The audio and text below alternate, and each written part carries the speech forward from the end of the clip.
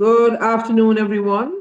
Thank you very much for joining our webinar, which is being hosted by CARFA. This webinar this afternoon is to give tips on how to present your oral presentation at the CARFA conference, which is coming up in April. We hope you find it useful. We had a webinar on Wednesday, which spoke to poster presentations. So these webinars are to try and educate and give tips to our participants who are part of the conference. This afternoon, we have our oral presentation on how to do an oral presentation, giving you tips, giving you the opportunity to ask questions as well. And this is going to be done by Professor Callum McPherson.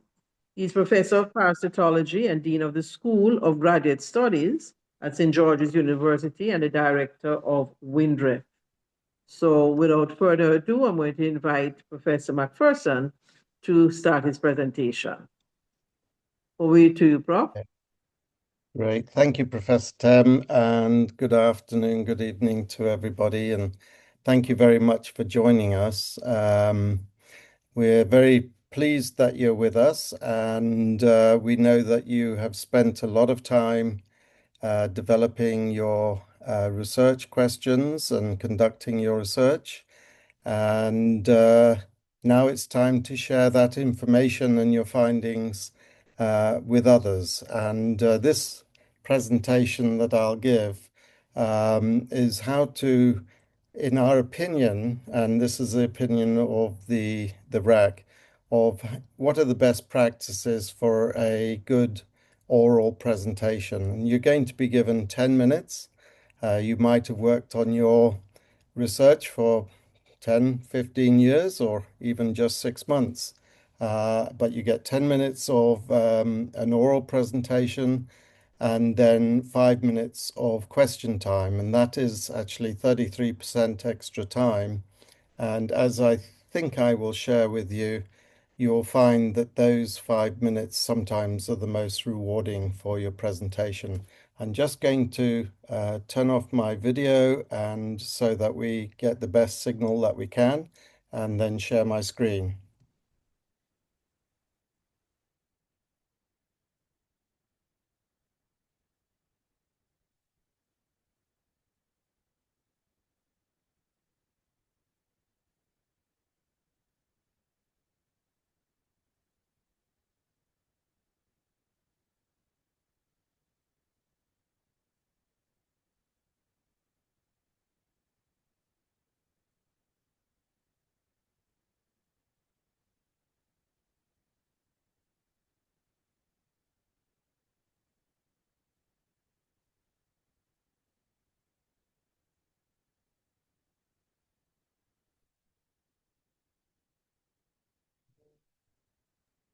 Professor McPherson, we're seeing your screen, but we're not hearing you. So I'm not sure if you're muted.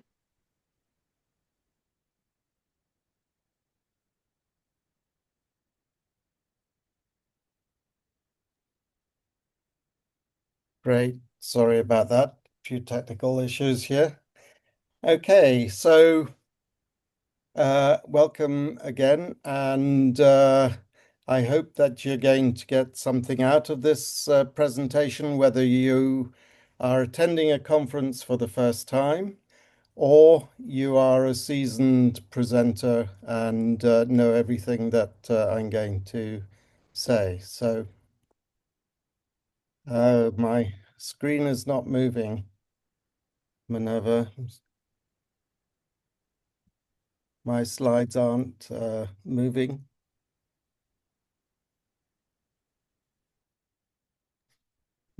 Just restart. Close the presentation and start back. Okay.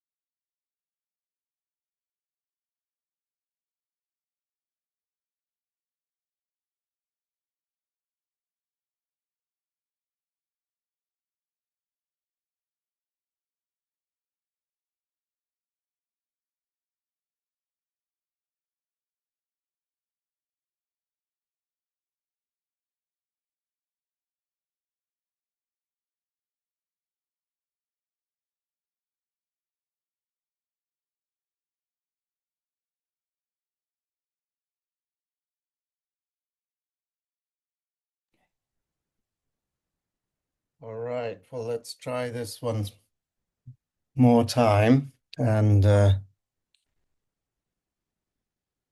it's still not moving. If you take it out of slideshow, would it move?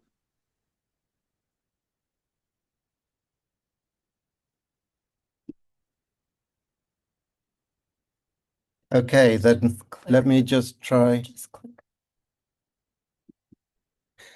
All right.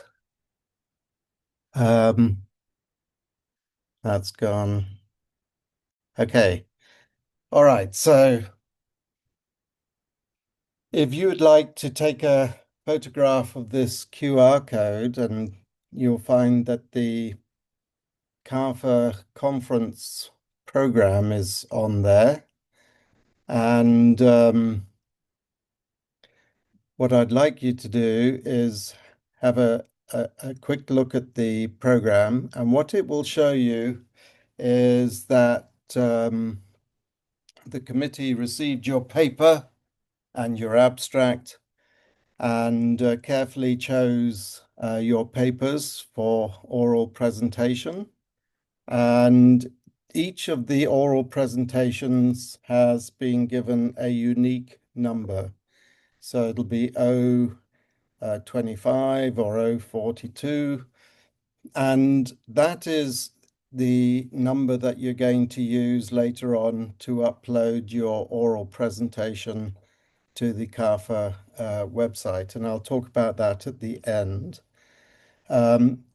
It will also give you which session you're going to present in. And in time, it will give you the chairs of your session.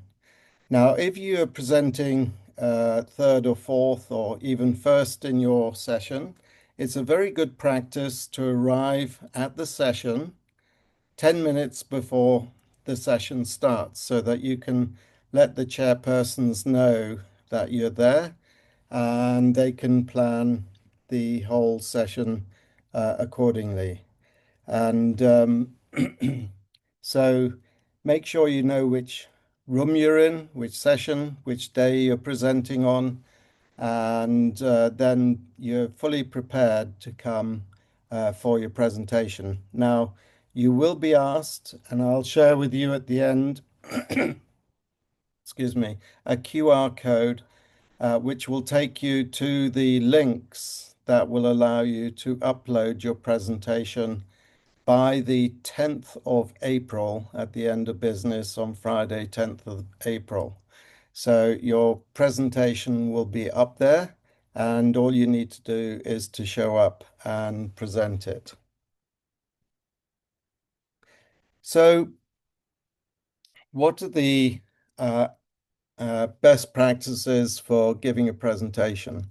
Well, you've done a lot of work and we usually follow a standard sort of protocol, and the timing is important. So you don't want to spend all your time on the background and on the value of your study at the beginning, introducing your topic, or on your materials and methods, or on your results. So there's a way of presenting where you'll give the background.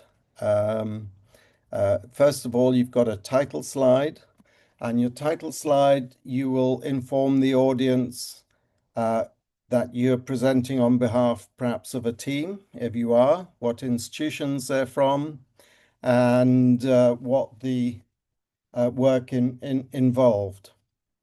So the title slide is important to talk about your collaborators, if you have any, and you should spend about 30 seconds. You don't need to read your title. Everyone can read the title of the slide. And then you'll go on into about one slide for each of the other areas, one or two slides, and spend a lot of time focusing on your results and the importance of the work that you conducted. Then let us know what your conclusions were and what future studies, what were the limitations of your study, and you usually conclude with an acknowledgement slide sharing with the audience if your study was funded by somebody, and giving credit to the other collaborators who participated in the work that you are presenting. So this is a rough breakdown, probably a maximum of 13 slides, and you can spend about a minute on each slide. So the CARFA conference attracts public health experts in many different fields, from nutrition to orthopedics to antimicrobial resistance studies. And so your audience may be very familiar with the topic you're presenting or completely unaware of the importance of the study that you're presenting. So you should really aim to make your presentation as inclusive as you can. And this will involve you preparing a presentation that will allow the layperson in the audience who doesn't know anything about your work to understand the importance of your findings. And you should also ensure that you provide the ethical information of your work, whether you passed it through IRBs or institutional animal care and use committees. And you should start strong and try and hold the attention of your audience. So it is important to consider the background of your slides and the letters the color of your letters. You want to have the most discriminating colors for your presentation. I put on the screen a couple of black on white or white on dark blue. These are colors that have a high discrimination and it will be clear. You don't want to use light colors. You don't want to use colors that conflict, red on blue or green on yellow. These are colors that maybe some people who are colorblind in the audience, and that will not be very useful for them. Make sure that the font size is reasonable. I find that a title of each slide, and the titles should always be in the center or at the left or at the right, but don't have them all over the place when you're designing your slide. The font of the title should be around 42 points. The text should be around 28 to 32. And don't have a lot of animation in your presentation. That can be quite distracting for the audience. So don't have a lot of text and never read the entire text that you put on the slide. So you're telling a story, you want to hook your audience and tell a story in a very professional manner. Your results are very key to your presentation, and my recommendation is that you don't use crowded tables. And then a real no-no is to put up a slide of your results with a lot of data points and tell the audience, I'm sorry, I know you can't all see what's on the screen, but I just want you to focus on this one point. That is not a good way of presenting. And if you're up for a prize, the judges will be in the audience, and that's not a good way to present your results. So clear pie charts. Remember, some of the audience will not be an expert in your field, and therefore you have to explain the results that you have. So be clear and concise and remain excited about the results that you have obtained.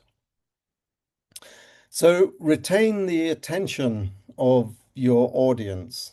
And if you start by saying, this study aimed to examine X, at the end you can say something like, this study, which aimed to examine X, found Y, and the reasons that we gave are such and such. So be engaging to the end.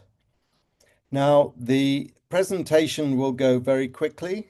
We appreciate that 10 minutes, you can say a lot in 10 minutes. And so you will have an opportunity when you finish your presentation to answer questions for 5 minutes. And at all the conferences I've ever been to, some of the best interactions.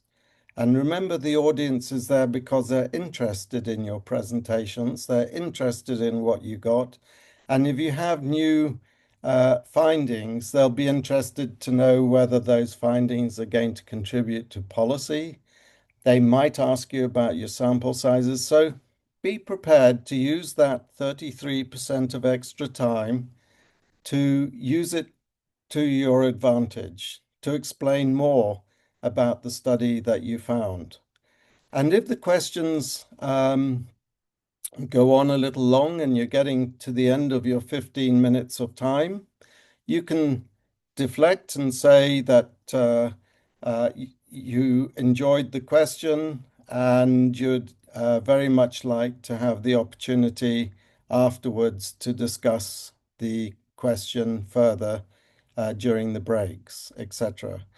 If you're a student and you have one of your mentors in the audience and a question is asked that you don't know the answer to, you can also say, I'd like to defer to Professor so-and-so who will help answer this question. So don't always feel that you've got to give an answer. Sometimes you won't know the answer to specific questions.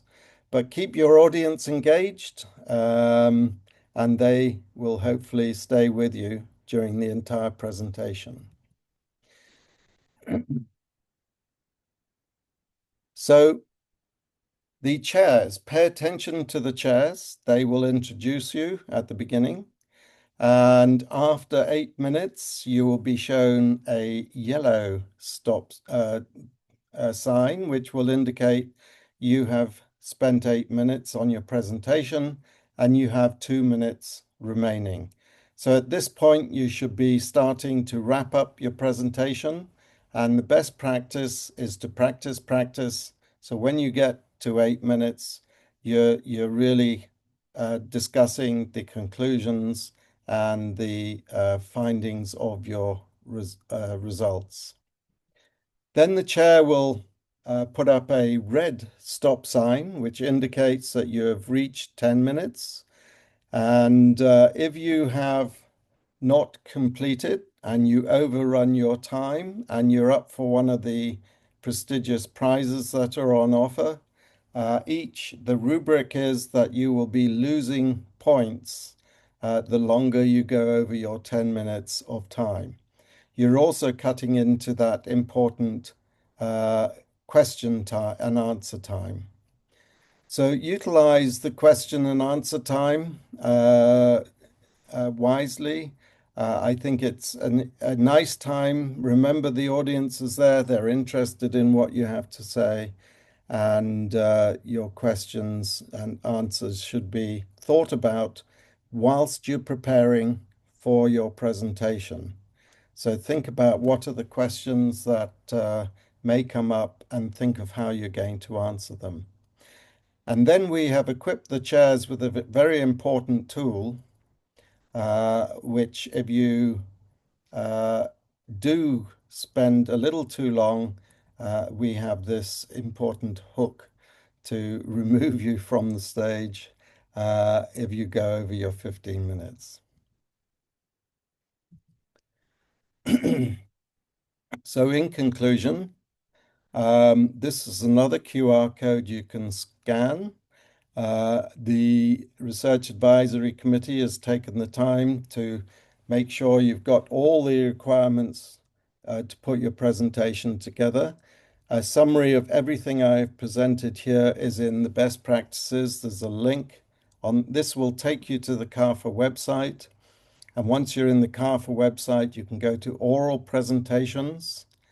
And when you're in the oral presentation, it will have a link to download the template that CARFA would like you to use for your presentation, which has your title slide, and then it has a footer for the other slides, just like the one I'm using here today. You will also find a place to upload your PowerPoint presentation, and you should do this before the end of business on the 10th of April, Friday, 10th of April, and then you should use the number of your oral presentation, so 042, and your name as the file name, and then the IT staff will place your presentation in the room in the session that you're going to be in. And remember, you should, if you want to make changes after this date, then I think that might be possible, and I'll defer to my colleagues if that's going to be feasible. But you should have that presentation loaded up. You should also load up your personal profile so that the chair can introduce you, and there's a link for you to upload that personal profile. You should pay attention to the program document because it is a dynamic conference and there are always things that are happening, changes to timing.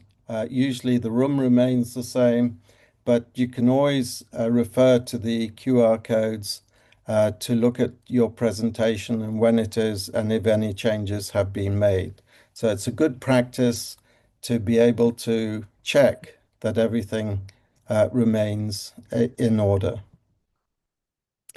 So I'm going to just pay a tribute to my colleagues on the Research Advisory Committee. It's chaired by Professor Tame, who introduced me very kindly, and she's been the chair for over 13 years now at Mona in Jamaica.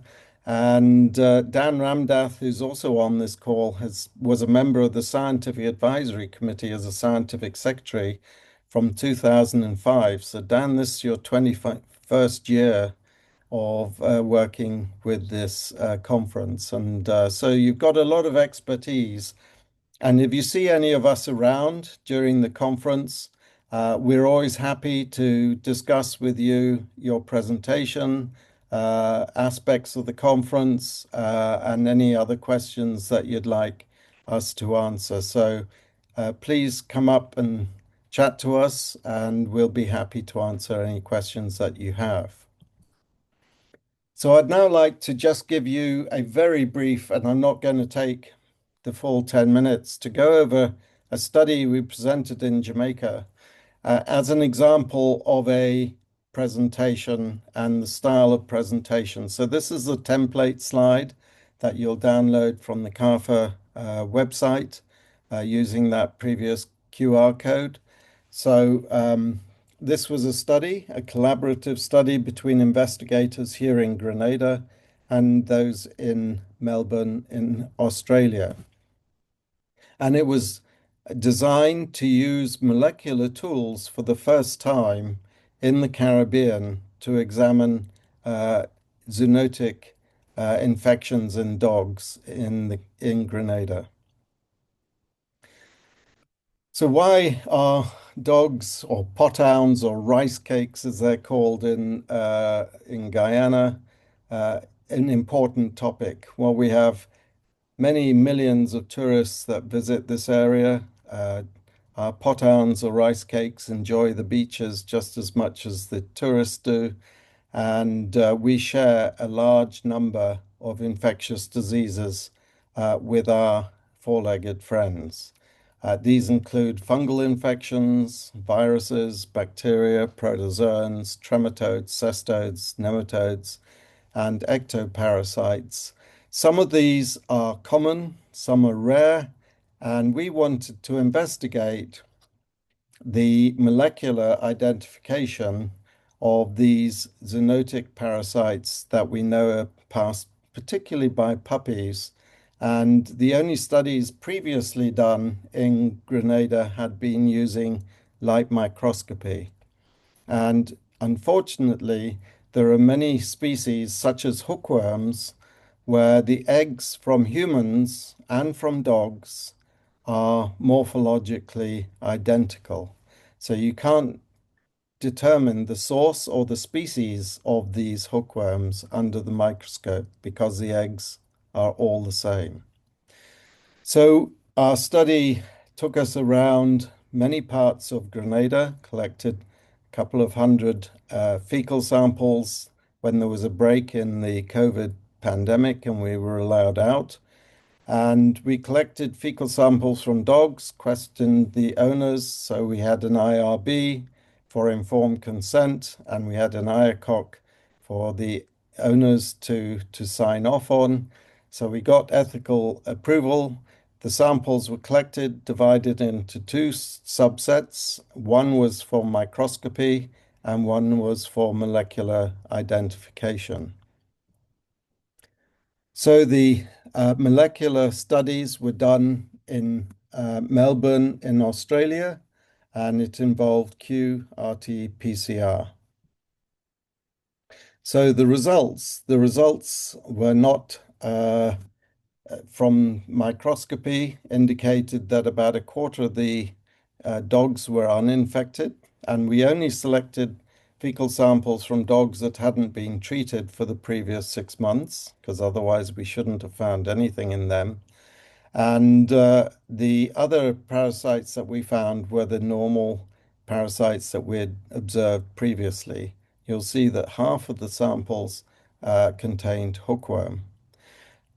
Molecular analysis revealed that the hookworm species that we had here in Grenada were mostly Ancylostoma caninum, but we also found for the first time ever in the Western Hemisphere Ancylostoma ceylonicum.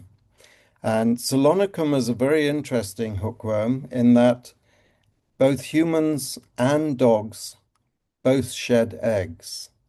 And this had never been described. So in Grenada previously, hookworm infections in humans would be ascribed to Necator americanus or Ancylostoma duodenale, which are the only hookworms, and only humans get those hookworms. And the hookworms in dogs were either described as Braziliense or caninum, but we'd never found Ceylonensis. So Ceylonensis represents a new zoonosis for the Caribbean. So we found and reported for the first time, and because it was a new zoonotic infection of public health importance, we reported it straight away to the Ministry of Health, to the Chief Medical Officer, to the Chief Veterinary Officer. You should never publish a new disease in a country without informing the ministry in advance and get their permission to publish it. All diseases are politically sensitive. And once that was done, the work was published, and we now need to look to see whether humans also have Ceylonicum infections and how important it is and widespread. And we should also perhaps look to see if this parasite is found in other countries. So the molecular study, which was the first of its kind in the Caribbean, really did reveal an important zoonotic infection that we had missed because the eggs are all morphologically identical. So our final slide should be the acknowledgements, and don't forget to thank the pothounds for their sample production. So thank you, and that's the end of my presentation. And then you can take questions, and I think Dan and Minerva, you will be Monitoring the chat, yes. monitoring the chat. Okay. And maybe helping with the answers. Yes. Well, thank you very much, Professor McPherson. That was very interesting, and I hope it has been helpful to our audience. Reminding persons, Dr. Ramdat had remind persons to put their questions in the chat.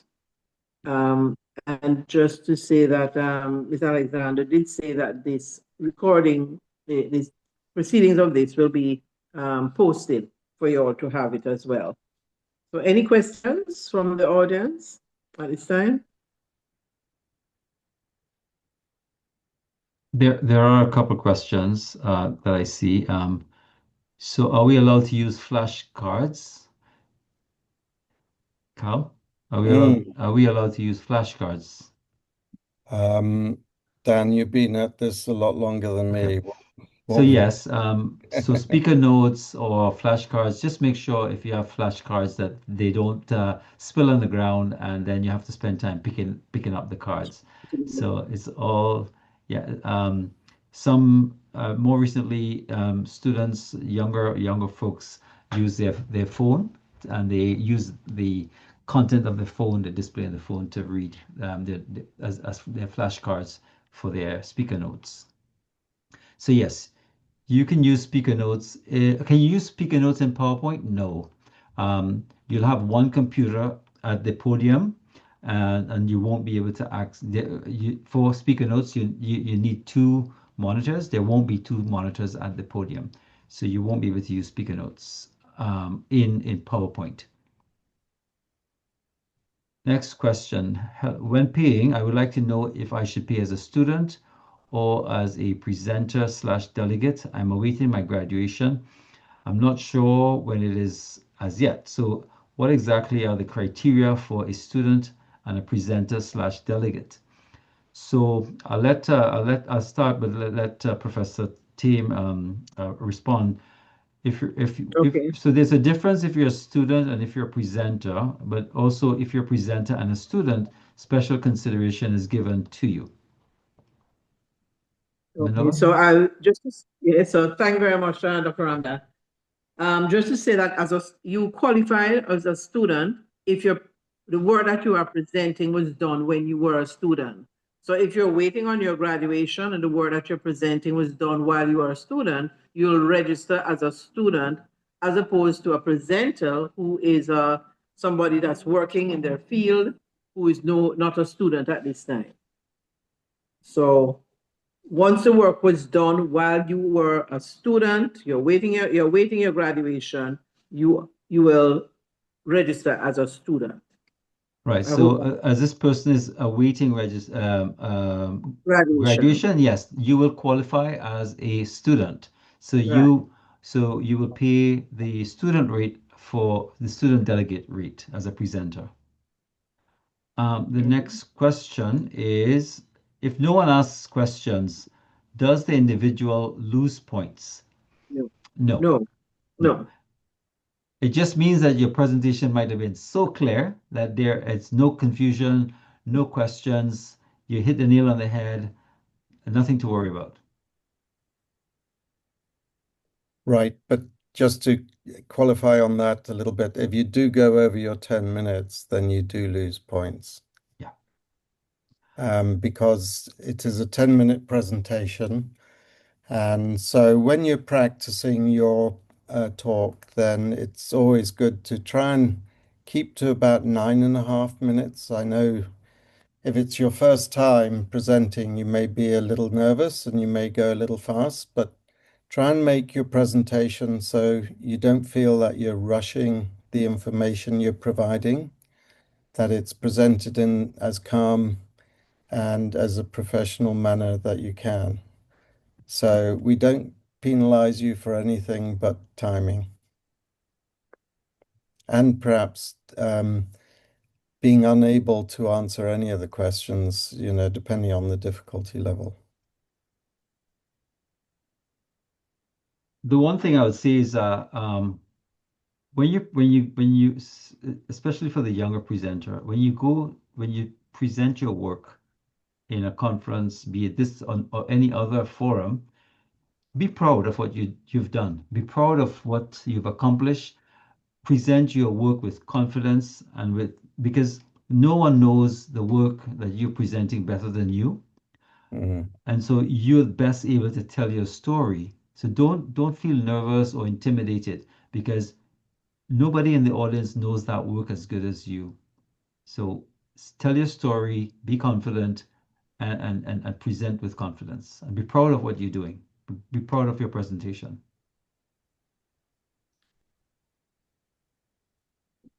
So the next question is the person is asking again. They're stating that they're a master's student Yeah, awaiting graduation. yeah, we So as a responded. master's student, you are a master, you are still a student. So those who have doing the doctorate of medicine at the university, if you're a master's student, a PhD student, you are a student. So your student rates will apply. So if questions go over the 10-minute mark, will you lose points? Yeah. Yes, you will. If it's a judge presentation. If it's a judge presentation, yes, you will lose marks because part of the marks that's allocated is your ability to deliver the presentation within 10 minutes. Anything else to add, Carl? Minerva? No, No, I think that's clear. Okay. Mhm. How are the points divided for oral presentation, and based on what factors are we getting graded? that's a good It's a question. good So question. we have a rubric A for rubric. those who are being considered, and that rubric includes um, the information and how you present it, the use of statistics and interpretation of your data, and your ability to answer the questions. So each presentation is marked on the same rubric. So we compare, and there's many judges, and it's the average of the judges' scores that count. Yeah, so just to repeat, you need to have a clear presentation that's delivered within the given timeline with your clear illustrations and the points. So what's your problem definition? What are the aims and objectives? What's the methodology used to achieve your objectives? How did you conduct the study design, data capture, um, then presentation of your results, your conclusions, summary, um, policy recommendations. What if someone asks something out of the scope of the research or its objective/methodology? How to handle this? That's a very good question. So, uh, first of all, diplomatically, um, but also you can always repeat the question if you want to spend some time thinking about it, because quite often a question might appear not to be related to your presentation, but there will be nuances in it that you can then give yourself some thinking time and then answer as appropriately as you can.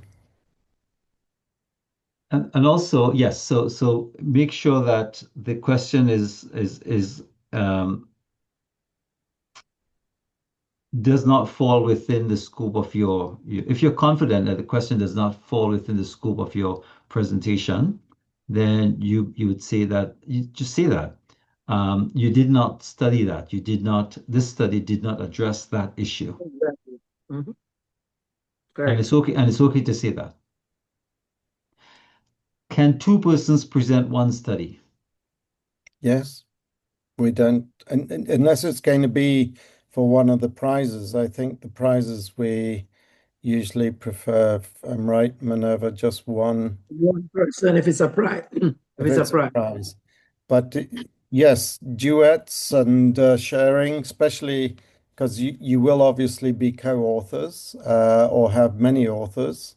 And dual presentations can be very entertaining, and also the variation can keep the attendance, the attention of the audience quite nicely. So it's not a bad thing to have more than one presenter.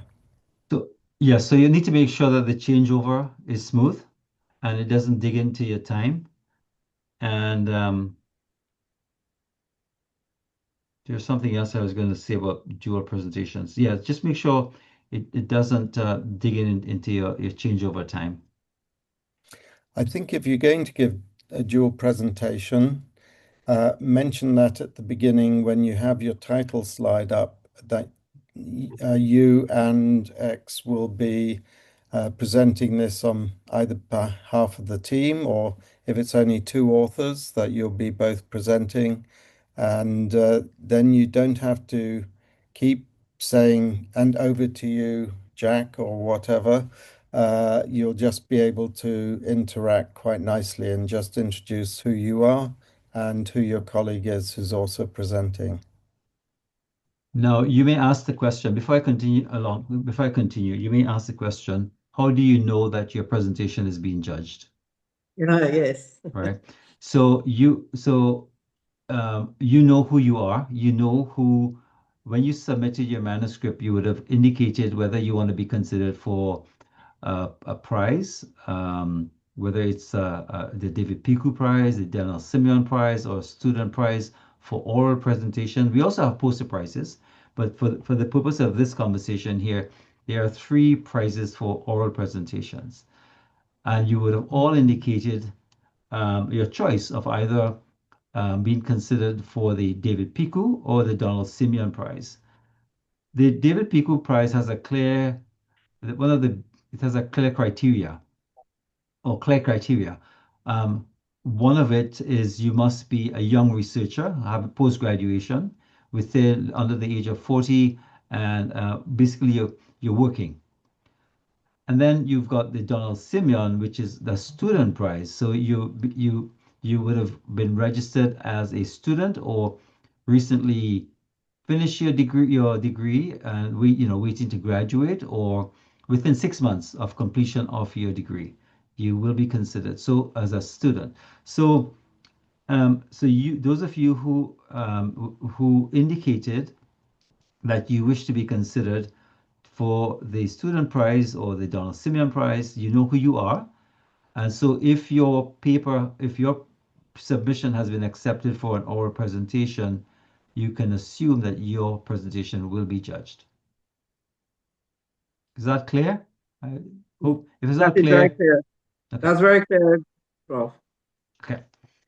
Mhm. Hello.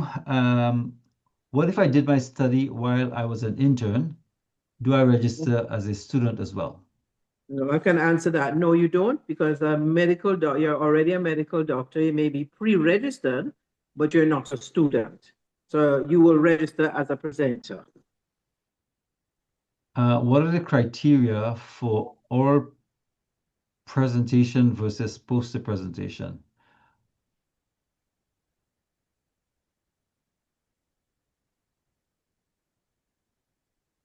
Yeah, what are the criteria for oral versus poster presentation? I can tell you the criteria for oral presentation. It is a presentation that predisposes to be communicated orally. It's usually a study that's well designed, well written, well presented, as opposed to a poster presentation, which lends itself to a visual. It probably has a lot of data. Yeah. Mhm. So like a methodology, a protocol, an audit, these kinds of things are more likely to be better presented as a poster versus an oral presentation. And some people who submit their papers do indicate that they would prefer this presented as a poster. So Right. a number of posters are selected by the authors. Do we get graded based on how we answer the Q&A sessions too? Yeah, that's part of the rubric Yeah, of that's part of the rubric. part of the comprehensive understanding of the results that you have got and the interpretation of the same. So if you're asked about the sample size and you're able to clearly defend your sample size, then that's a very positive answer, and you'll get a good mark for that section. If I may add, so similarly, someone may ask about your statistical procedures. So you need to be knowledgeable of what you're presenting, as you should.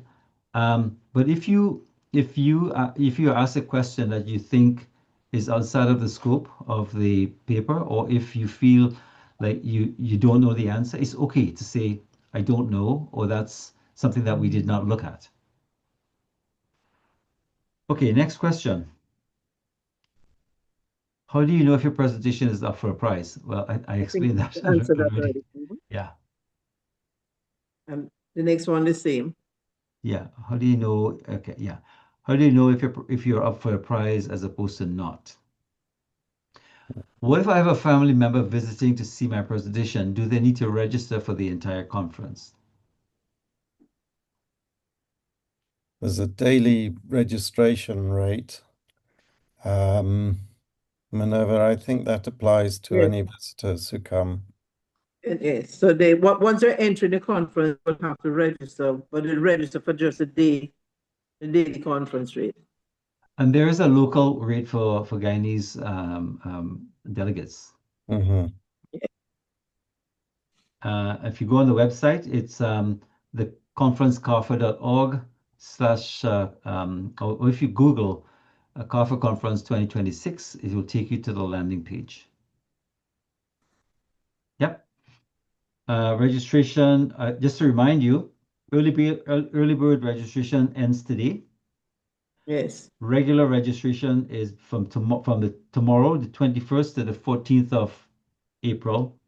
And then on-site or late registration is from the 15th of April to the 24th of April. So during the conference time. Mm-hmm.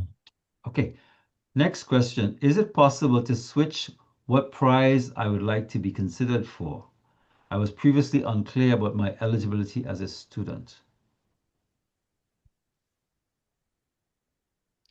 Well, if you are not a student at this point and you recognize that you have put in for the student prize, I think you would need to contact us because if you are a young researcher and you've put yourself in as a student prize, you'd be in the wrong category.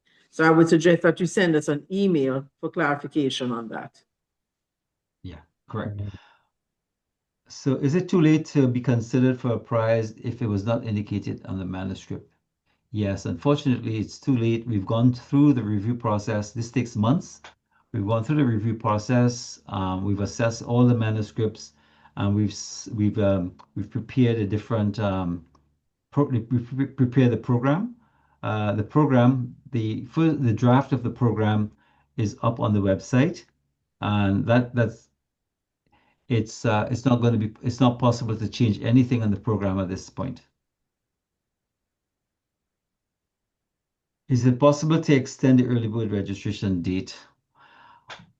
We have no control over that. Unfortunately, I mean, I think the system is set to stop to apply a new rate from tomorrow. I don't know if you send an email tonight and make a plea a case to the CARFA conference secretariat, you might be able to. You might be lucky. But that is not in our remit. Yeah. Yeah. So we've come to the end of the questions. I don't see any other. We'll probably give it another minute or so before closing. And so Keva has posted general queries can be sent to conference@carfa.org. Mm-hmm.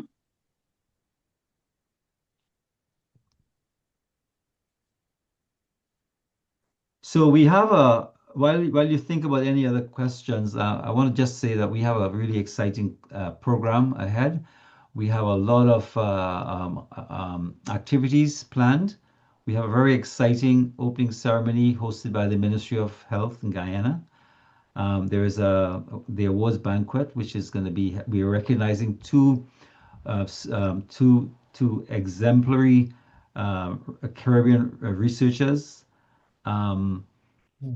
we recognizing them for their outstanding contribution to health research in the Caribbean. We have 12 feature lectures, which is a huge a jump from our norm, which is 6 feature lectures. We have feature lectures from Oxford, feature lecturers from Oxford, from Harvard, from University College London, from McMaster University, from the UK NHS. We have folks from industry, so really high level cadre of feature speakers at the conference.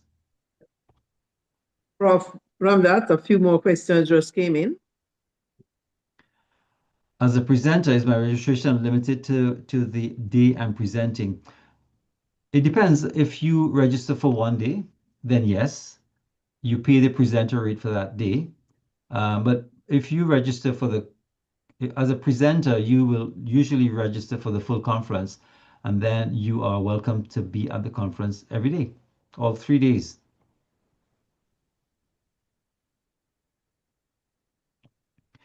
Is it mandatory to be there for the entire presentation day if you're selected to present in the afternoon? Nothing's mandatory, but out of courtesy, if you want people to listen to your presentation and to show up as an audience, you should also be respectful and sit and listen to other people's presentation. But also, if you sit and listen to other people's presentation, you get ideas. That's where the value added of going to the conference comes in. The value added of listening to other people's studies, looking at how they've answered a particular research question, the methods they've used, the analytical approaches, the way they present the data. So it doesn't have to be in your area of research, but the approach to presenting a research project is transferable across different subject areas. And I think another benefit is learning how to frame a question, because that is an art, and science and art of science goes together. So by hearing how questions are framed, you will learn, especially if it's one of your first ever conferences, it's important to learn how to frame a question in a polite way to the investigator. And you always want to have a question that you would like to receive and in the manner that you would like to receive it. I initially submitted it for poster presentation, and then I got a call that my abstract was selected for oral presentation later. So may I know which prize I will be considered into? Well, if you did not indicate that you wish to be considered for a prize, regardless of whether your paper was accepted as a poster or an oral presentation, you would not be considered for a prize. So you must have indicated that you wish to be considered for a prize when you submitted in order for your oral presentation to be considered for a prize. I hope that's clear. Is there a recommended dress code as part of the grading? Dress code is not a part of the grading, but if you show up with t-shirt and a short pants and flip-flop, well, you're not gonna warm up to the judges. So I'll tell you what we told the folks presenting in the poster presentations.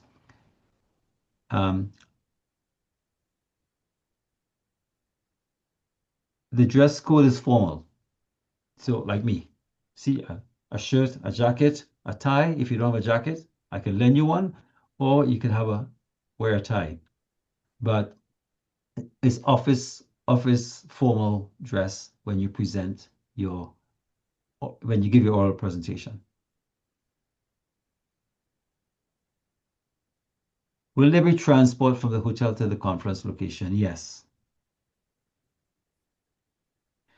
Is there early or late is there early or late as it relates to student registration? Yes. If you're a student, if you register late, Keva, do you want to take that? Oh, Keva, question is there early or late registration as it relates to student registration? Hi, good afternoon. No, early and late registration does not apply to the student category. And I just wanted to share one bit of information in terms of the transport, please. That the transportation is available from the conference to the hotel, to the two hotels that we recognize. In this case would be Pegasus and the Royal Caribbean.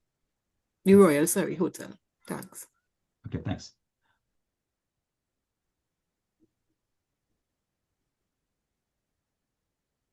And Keva, maybe you could clarify, does that transport goes first thing in the morning and goes back to the hotel in the afternoon at the end of the conference session? Or is there going to be transport at other times as well? Those logistics will be specific to at the beginning of the conference and the end of the conference. Each day, okay. Each day, yes. Yeah, so on the first day, so because the conference will start at 8 a.m. sharp, the buses will probably leave just about 7 o'clock or just after 7 from the hotels. And then in the evening, because the opening ceremony starts at 6:30 and the sessions finish at 5, the bus will likely leave right after 5 p.m. to go back to the hotels, so that people can get set to go to the opening ceremony. And similarly, on day 2, on Thursday, the buses will leave the conference center at 6:30, not 5, because there'll be a special networking session after the scientific session ends in the afternoon, in the evening. Minerva, here's a question for you. My research was done in the 4th year of the family medicine DM program. Am I still considered a student if I've completed my family medicine program in June? So that's more than 6 months ago. Yeah. So we're talking about June 2025. I would take, if you're talking about June 2025, and so they would have done the research when they were a student, then they will be registered as a student. But if it's June 2024 that you're finished, then no, because by now you'll be working.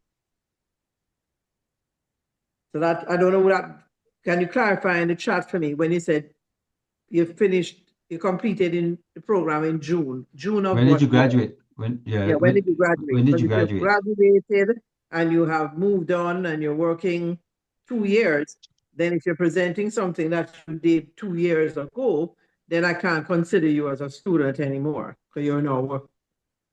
So you'll have to clarify that in the chat first, please. So next question is, why is there a age limit on the prize? There's an age limit on the David Piku prize because that prize is for a young researcher. So really, maybe above 40, you're not so young as a researcher anymore. I consider myself very young. I mean, I would love to be a young researcher again, but there's a age limit on how we define young. Usually, is it 10 years post graduation? Something like that. Yeah, it's 10 years I think post. if you go back to school and do a master's degree, Dan, we'd consider you for the Donald Simeon Prize. Okay, thanks. All right, so I see lunch in the schedule. Yes, lunch will be provided. This year, because of the packed nature of the conference, we're going to be doing packed packaged lunch, boxed lunches. But you'll have an option. You'll have an option of, and so when you fill out your registration forms, and Keva, you can add. When you fill out your registration form, you should indicate your dietary preference. So if you have any sensitivity, so we will be catering for for dietary sensitivities.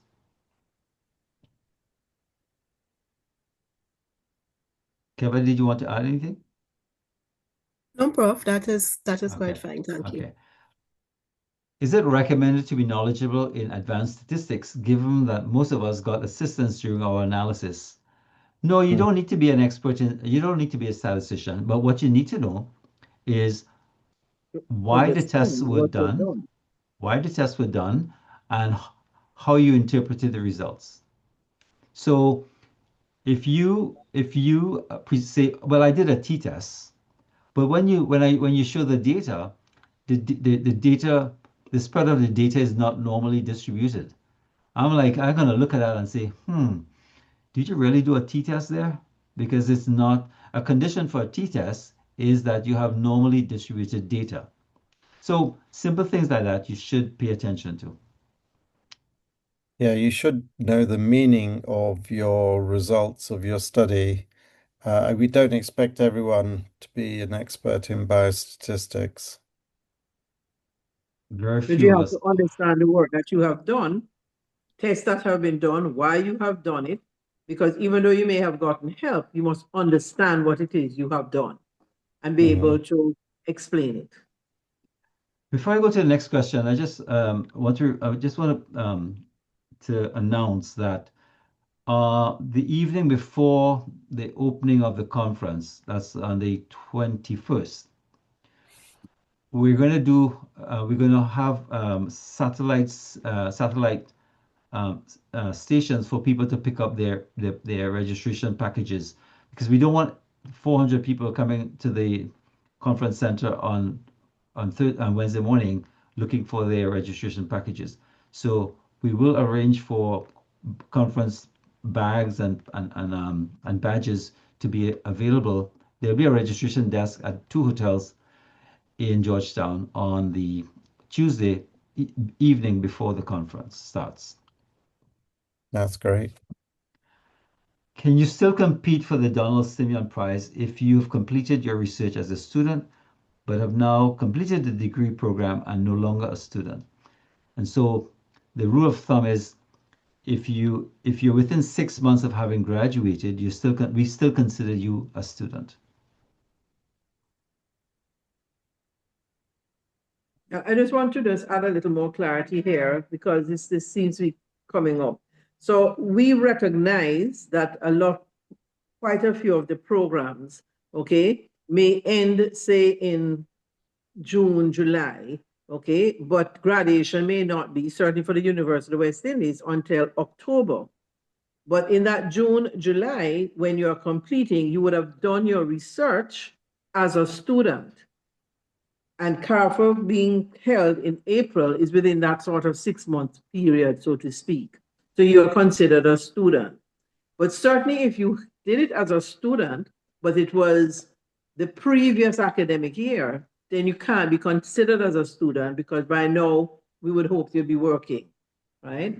So that's why we have that 6 months basically, because we recognize that graduation happens usually, certainly with the University of West Indies, at a later time. It doesn't happen as most US universities. You do your exams in May, you graduate in May, or process is a little later, right? So I hope that adds a little more clarity to why the extension. So the next question is on transportation from the hotel to the registration to, I imagine this is the conference center. Would transportation from hotel to registration run on schedule or just twice a day? So the transport will be in the morning and in the evening, so twice a day. If you want to leave before, then you'll have to organize your own transport. Or Will if there you want be to come later, you have to organize your transport to get there. will there be a conference formal dinner? Yes, there is the awards ceremony, which will be held on the Friday evening, starting at 6:30 p.m. There will be a break. The conference session will finish at 5 p.m. and then we will start the awards ceremony at 6:30 p.m. And transport will be provided because the venue is going to be outside of Georgetown, about a 15-minute drive outside of Georgetown. Yes, and the dinner, the awards ceremony is a formal event. Mhm. Someone Yes, posted I think June this is a 2025. yeah, this is a student who I think I was asking about. I asked when Uh-huh. they finish. So if you finish June 2025, right? That's what I was explaining. That yes, you would have been considered a student, because you would not have been graduating if you are doing the DM until the December. So you're still a student, and you did your research while a student. So the answer to you So is you are a student. So the next one is my research was conducted in August 2025 and I graduated in October 2025. Do I still register as a student? Yes.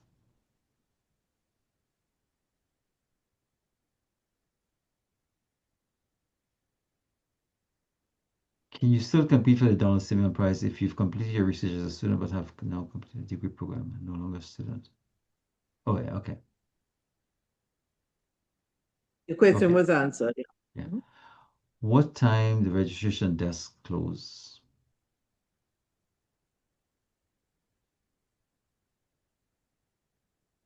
Kevin, you want to answer that question? At the end of the day, at the end of the conference, every day the Well, registration will close well, at I'm the not end of the sure. I'm not sure, Dan. Is that registration close like on the Tuesday when they come in? What are they referring to? What time does the registration desk close? Is it the Tuesday they're talking about? Is it during the conference they're talking about? They need to That, clarify. yeah, that hasn't been Answer. worked out. That information on the Tuesday, that's a good question. The information pertaining to the opening and closing time of the registration desk on the Tuesday before the conference, that will be provided in an email. Mhm. And will be on the website, no Yes, doubt. yes. Just to clarify, the packages will be distributed at the Pegasus and the Royal International. Keva, can you confirm that? I know for sure Pegasus, and I think you did say the Royal. Yes, and further logistics will be shared widely with all participants with regards to the schedule for that distribution. If you're a resident of Guyana and you're not staying at one of the recommended hotels, can you pick up your badges and package on the first day of the conference at the conference center? Yes, but you can also go to the Pegasus and pick it up the evening before. Is the dinner for everyone? The dinner is included in your registration fee, except for certain delegates. Kevin, do you want to elaborate on that, please? So Sorry, Guyanese I missed that. residents, okay, so if you're a resident of Guyana, is a dinner for everyone? In some cases, people will have to purchase a ticket for the awards ceremony separately. However, the tickets entry to the awards ceremony is included in your regular registration fees. But for people who are for students and for people Daily. paying daily rates, people Mhm. paying daily rates and will have to buy tickets for the awards ceremony separately.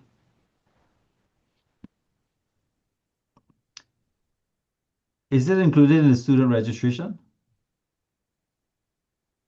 I don't think so. We'll have to check. We'll have to check on that. I don't want to say no or yes at this point. So I know for sure for the presenter delegates, so once you're a presenter or delegate paying the registration fees, the full registration fees, um, the uh, um, the award ceremony will be included in that package.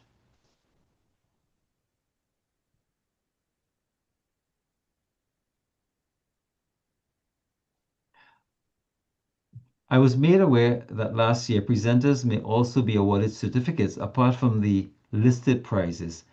Is this applicable to this year's conference for dual presentation? If so, what constitutes a certificate award? Question is not very clear, but let me try to read between the lines. So there are a couple of things.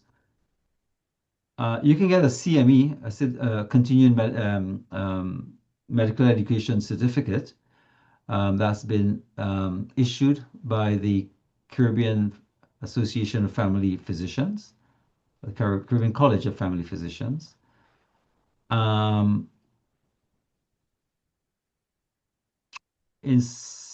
think last year we issued certificate of commendation to some of the research presentations that were commendable. We have made a decision as to whether we are going to repeat that this year.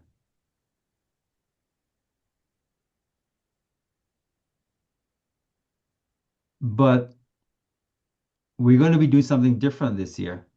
We're going to be looking out for, we're going to be assessing the submissions, all of the submissions, and rank the submissions for the best impact on policy in the Caribbean. So of the research that's been submitted, the 200 odd papers, which are the top 3 or 4 of papers that have the best potential for policy impact in the Caribbean? Because we do research, we do research to generate evidence. We use the evidence to inform policies and practice. And so we want to drive evidence-based practice.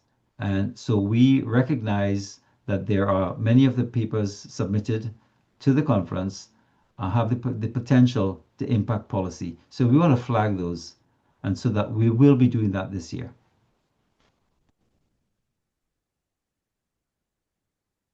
A registration desk at the satellite site is on Tuesday. Yes, that's correct.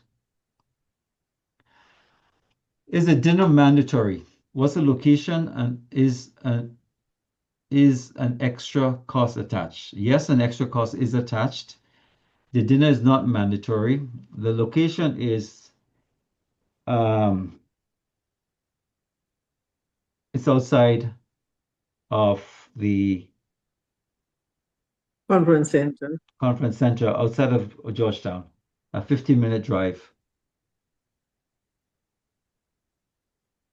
And that information will be provided at on the website.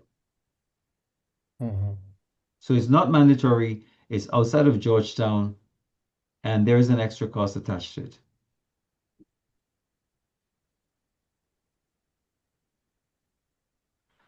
As a student, would you have to pay for the dinner separately after registering as a student? Yes, unless you get someone who's registered as a delegate to give you their ticket. How much does it cost for the award ceremony? I think it's $150 US. Is that correct, Keva? Yes, $150 separately. However, the student registration includes there's a special concession there in terms of the banquet. Okay, good. Thanks for that. Great. The other Yes, question, 'cause we- presenters were also awarded. What was that question? Yeah, I think that was a continuation of another question. Okay.